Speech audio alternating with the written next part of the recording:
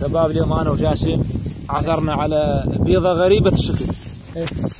واحد يقول لي هاي بيضة مال زرزور، واحد يقول لي هاي البيضة لا انا عالم مال هذا عالم الطيور او عالم الحيوانات.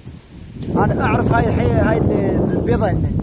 هاي المن البيضة حية، هاي مال تمساح. هاي طب هنا تمساح. طب تمساح هنا بطنها قاعد نايم هنا ونبيض هاي البيضة. يا سبحان الله. يا احنا جينا وين البستان مال الجماعة مال بيت مزيد، الشاطئ مالهم مال بيت مزيد ويعتبر بستان يعني ما تشوف هاي مو مال حية. لو ما تمساح لو مال الفيل. الفيل يفهم البيض؟ اعتقد. انا قاعد اشوف هاي النوم ماله. والله شوف عالم مال طيز. هو ما شايف فيل بيض. هذا شوف جنة الله هذا. من ذي لا هاي حية مال ماء. حية مالي مال ماي. لا هاي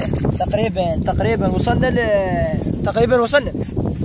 وين وصلنا؟ هاي الحية هي بيضة مو حية. هاي بيضة مال بيضة مال هاي.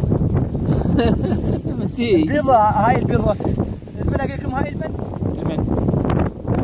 مال دولفين. شو الدولفين هو اللي نعرفه احنا يولد يعني جياب. اكو بين يولدن واكو بين يولد. البيض. لا هو شنو البيض هاي البيض. هاي يا مدرسة الطابوية. هاي البيضة يسمونها بيضة العنكبوت. بس ما اعرف ساعة مال فيه ساعة مال دولفين. بعد شوي اعلم. اصلا انا راح اطلع مع البشر. لا بلا. هذا يسمونه فاقصة البيض. هسه انت تقول انا عالم عالم الحيوانات. والله سلا تكسرها تعرفها ما فيش؟ والله طرها